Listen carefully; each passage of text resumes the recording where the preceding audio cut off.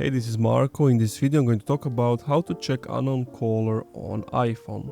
Before I show you how to do this, subscribe to the channel, it helps me out a lot. So first thing what you can do is, if you type in your phone like star 69, 67, 67 or whatever, so 69 call returns, so it redials the last number that you called. So usually you cannot just call the number, but with this way you could potentially call that number and see who has called you.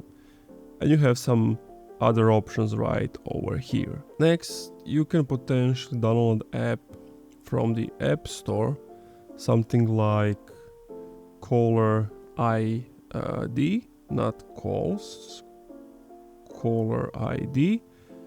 Then download any app from here and it could potentially give you the answer you are looking for. And that's it. Thank you for watching this video. If you enjoyed, leave a like, comment, subscribe.